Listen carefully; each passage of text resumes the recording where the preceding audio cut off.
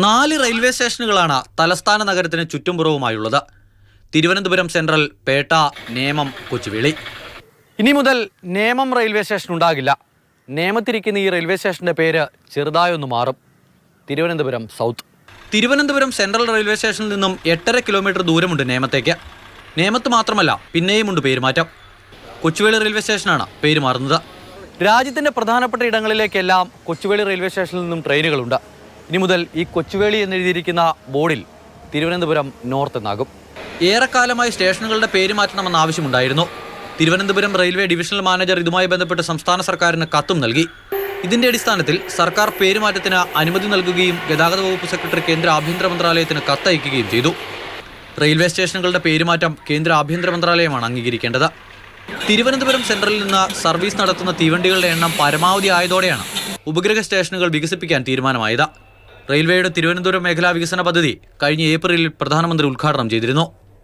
നേമവും കൊച്ചുവേളിയുമൊക്കെ തിരുവനന്തപുരത്തിനോട് ചുറ്റിപ്പറ്റി കിടക്കുന്ന റെയിൽവേ സ്റ്റേഷനുകളാണെന്ന് കേരളത്തിന് പുറത്തുള്ളവർക്ക് മനസ്സിലായിക്കൊള്ളണമെന്നില്ല. അവർക്ക് കൂടി ഉപകാരപ്രദമാകും വിധമാണ് പുതിയ പേരുമാറ്റം. സജികുമാറിനൊപ്പം അമൽ തേനമ്പറമ്പിൽ, മാതൃഭൂമി ന്യൂസ്, തിരുവനന്തപുരം. അമൽ തേനമ്പറമ്പിലുണ്ട് തത്സമയം. അമൽ, ഈ പേരുമാറ്റം വരുമ്പോൾ ഒരുപക്ഷെ ശീലമുള്ള ആൾക്കാർക്ക് പെട്ടെന്ന് അത് ഉൾക്കൊള്ളാനൊക്കെ ഒരു ചെറിയ ബുദ്ധിമുട്ടായിരിക്കുമെങ്കിലും ദൂരദേശത്ത് നിന്ന് തിരുവനന്തപുരം ജില്ലയിലേക്ക് എത്തുന്നവർക്ക് അതൊരു സഹായകം ആയിരിക്കും അല്ലേ? അത് കേരളത്തിന് പുറത്തുള്ള ആളുകൾക്ക് ഈ തിരുവനന്തപുരത്തിൻ്റെ നഗരപരിധിയിൽ തന്നെ ഏകദേശം ഈ ഇപ്പോൾ ഉള്ളത് 4 റെയിൽവേ സ്റ്റേഷൻ, മറ്റ് ഇടയ്ക്കൊക്കെ നിർത്തിപ്പോകുന്ന സ്റ്റോപ്പുകളാണ്. പക്ഷേ 4 സ്റ്റേഷനുകളുണ്ട്. സെൻട്രലുണ്ട്, പേട്ടയുണ്ട്, നേമമുണ്ട്, പിന്നെ കൊച്ചുവേളിയുമുണ്ട്. ഈ സ്റ്റേഷനുകളിലെല്ലാം ഈ പേട്ട ഒഴികെ മറ്റ് 3 ഇടങ്ങളിലും അത്യാവശ്യം സംവിധാനമുള്ള സ്റ്റേഷനുകളാണ്.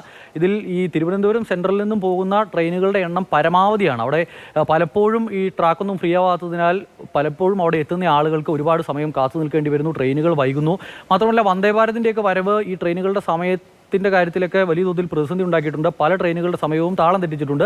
അപ്പോൾ അതിനൊക്കെ ഒരു പരിഹാരം എന്നുള്ള നിലയ്ക്ക് ഈ തിരുവനന്തപുരത്തെ മാത്രം സംബന്ധിച്ചല്ല, ഇപ്പോൾ തിരുവനന്തപുരത്ത് നിന്ന് കാശ്മീർ വരെ ട്രെയിനുണ്ട്. അപ്പോൾ അങ്ങനെ ഒരു പ്രധാനപ്പെട്ട കേന്ദ്രം കൂടിയാണ്.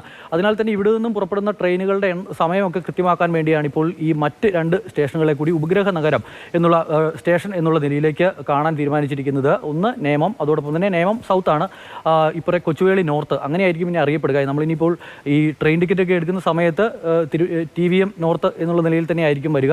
അതിൻ്റെ ഒരു പ്രധാനപ്പെട്ട പ്രശ്നമെന്ന് പറയുന്നത്, ഇപ്പോൾ നമ്മുടെ നാട്ടിലെ ഏതെങ്കിലും ഒരു സ്ഥലത്തിൻ്റെ പേരോ അല്ലെങ്കിൽ ഏതെങ്കിലും ഒരു ജംഗ്ഷൻ്റെ പേരോ റോഡിൻ്റെ പേരോ ഒക്കെ മാറ്റണമെങ്കിൽ അത് സംസ്ഥാന സർക്കാർ അങ്ങ് തീരുമാനിച്ച് പേര് മാറ്റി ഒരു ബോർഡും വെച്ചാൽ പ്രശ്നം കഴിഞ്ഞു.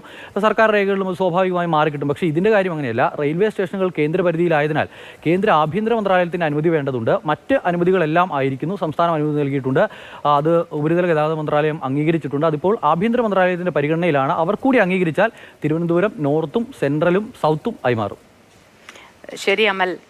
അപ്പോൾ അങ്ങനെ തിരുവനന്തപുരം റെയിൽവേ സ്റ്റേഷനുകളുടെ പേരുകൾ മാറുന്നു. സെൻട്രലും നോർത്തും സൗത്തും ഒക്കെയായി മാറുന്നു. ദൂരദേശത്തു നിന്നും വന്നെത്തുന്നവർക്കൊക്കെ അതൊരുപാട് സൗകര്യമായിരിക്കും. ഓൺലൈനായി ട്രെയിൻ ടിക്കറ്റ് ബുക്ക് ചെയ്യുന്നവർക്കുമൊക്കെ അത് സൗകര്യപ്രദമായിരിക്കും. പക്ഷേ അപ്പോഴും തലസ്ഥാന നഗരത്തിൽ താമസിക്കുന്നവർക്ക് അല്ലെങ്കിൽ തൊട്ടടുത്ത് താമസിക്കുന്നവർക്ക്, മലയാളികൾക്ക് പലർക്കും ഈ പേരുമാറ്റം ചെറിയ അസ്വസ്ഥതയൊക്കെ ഉണ്ടാകുമെന്നാണ് എനിക്ക് തോന്നുന്നത്. കാരണം കൊച്ചുവേളി എന്നൊക്കെ പറഞ്ഞ് ശീലിച്ചു പോയിട്ട് പിന്നീട് അതിനെ തിരുവനന്തപുരം നോർത്ത് എന്നൊക്കെ വിളിക്കേണ്ടി വരുമ്പോൾ ഒന്ന് പൊരുത്തപ്പെടാൻ ബുദ്ധിമുട്ടാണ്. നമ്മൾ ഈ പുതിയ വർഷത്തിലേക്ക് വരുമ്പോൾ കലണ്ടർ 2023 മാറി 24 ആയി എന്നത് ഓർക്കാൻ എടുക്കുന്നത് പോലെ ഒരു ചെറിയ സമയം ഇക്കാര്യത്തിലും എടുക്കുമായിരിക്കണം.